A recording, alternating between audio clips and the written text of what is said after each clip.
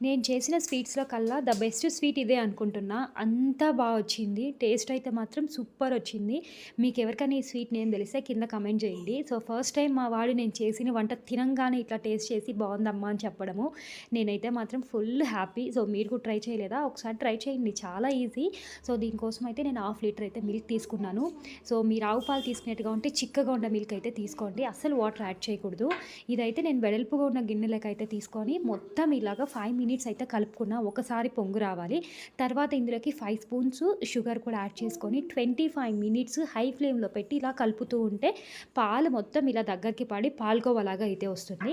So, తర్వాత ఒక 2 minutes medium ఫ్లేమ్‌లో పెట్టి కలిపితే ఇలా దగ్గరికి పడుతుందనమాట మొత్తం కూడాను. సో, పూర్తిగా చల్లారనివ్వాలి స్టవ్ కట్టేసిన తర్వాత.